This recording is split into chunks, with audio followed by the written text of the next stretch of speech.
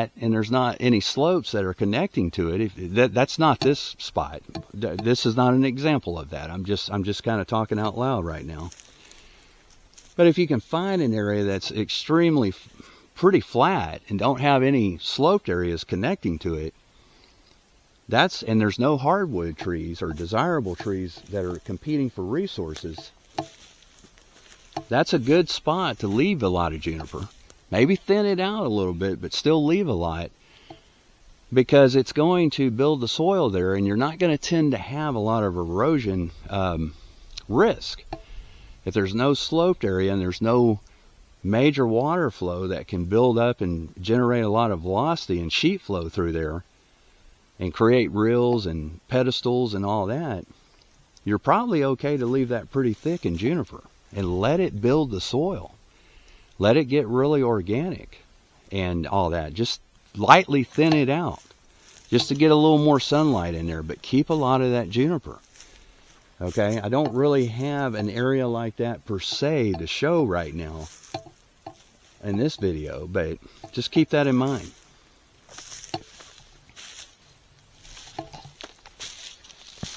All right, we're going to walk. Let's walk to one more spot and then we'll conclude the video here. So I'm almost to the last area I want to include in this video. Let's walk down back into the dry creek. It's really nice to see these grasses growing on the banks of this dry creek. It does get good water flow in major rain events. But see how the banks of this creek has a lot of really nice clump grasses growing on it. It's got little blue stem growing, Lindheimer muley, big old clump of Lindheimer muley, and excuse me, little blue stem growing all through here. Native grasses, they're deep rooted. You've got all this vegetation down here in the bed of the creek. You've got more Lindheimer muley. You've got sodal holding everything together. You got sodal over here on the banks. I'm not trying to make this about riparian health and stuff like that. That's not what this video is. I will do videos on that. But just wanted to kind of show that as we're walking through here. We'll get more into that on another video. All right, let's walk up here into this, and we'll kind of show the last of this video.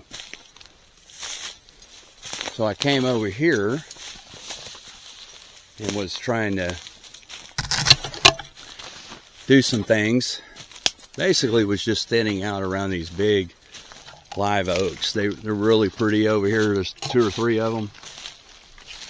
And wanted to kind of clean these out just to be able to see these live oaks better. I mean, that's more of a parkland kind of thing on your land, just to be able to come out here and see these beautiful live oaks that are growing, get all the stuff out around them where they really stand out. They're just really pretty. A lot of lower limbs growing in all kinds of zigzaggy different directions and up and down, and got a lot of ball moss on them. They look really cool. And then it opens up into this meadow, this small meadow. I got a little lookout spot up there where I like to sit and chill out, and it's up there on the top of the cliff, and all those good things. But what we're going to talk about here in this last spot is this ash juniper. I decided to leave. I could have got rid of this, but I wanted to go ahead and keep it. It's pretty much out of the drip line, and I thought it was in a good spot. Some of this ash juniper is actually not bad down here, but instead of having it typically like it normally looks, like that over there, where it looks like a big shrub full of just a big clump and everything, I do oftentimes do ash juniper sculpting. which is a technique that I also implement out here. So a lot of times I want to keep the ash juniper, but I just want to thin it out and sculpt it, make it look good, make it look more aesthetic, and give it a nice look, show some of the bark off, and just make it look more pleasing, I guess. And this is still some pretty young juniper. It's not gotten mature enough to where it's getting the real pilly bark yet. It's still white, has the white rings around it. It's pretty young. But if that stays there long enough, it'll eventually lose the light rings. It'll darken up, and it'll get extremely pilly bark, and that's real attractive to the golden cheek warbler.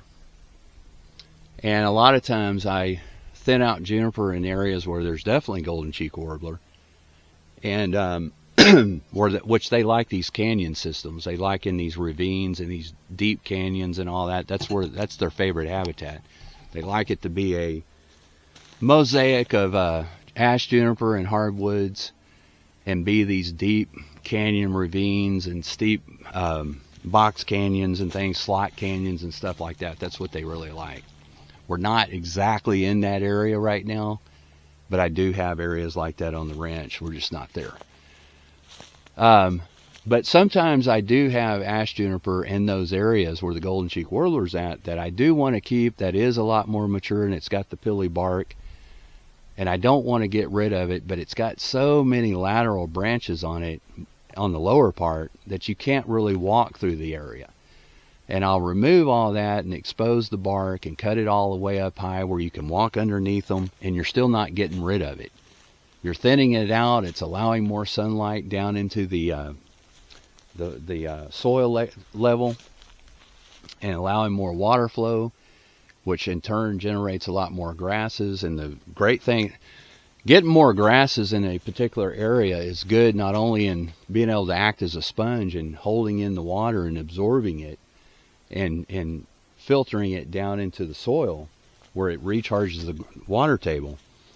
It's also going to create more invertebrates and more insects. You know, the more herbaceous material that you can get in a landscape, you're improving the hydrological cycle, the rain catching ability, but you're also improving the insect life and the pollination and all that. And so your insect diversity is going to increase, which then you're now improving ecosystem services based on that. And if you can improve the amount of insects on a piece of property, because you're getting more herbaceous stuff growing, that's going to allow your birds to thrive. You're going to have more a vibrant bird population, more diversity on your ranch, and that's going to increase the reproduction of the birds. Okay, if they don't have food for the little chicks, when the hens are in their nest and trying to raise that next generation, they need that. They need lots of insects to raise those little chicks in the nest. So, you know, fostering more herbaceous growth is a good thing, but at the same time having this balance between, you know, hardwoods and juniper and herbaceous grassy forbs and stuff growing on the ranch, you know, on your property. So I wanted to show brush sculpting too. This may not be the best example of that, but at least we get a little bit of that in the video. Okay.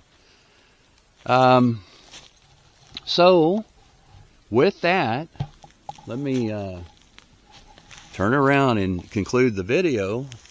I hope you all enjoy this. I hope there's a lot that is revealed to everybody, that's shared with everybody, that someone can get a lot out of this and start to pretty much implement this on their own property in the Texas Hill Country and the Edwards Plateau. And again, a lot of these techniques are stuff that you can do in other parts of the state. You know, it don't have to just be in the Edwards Plateau, the Hill Country. A lot of this stuff is still applicable in East Texas and Central Texas and all those areas.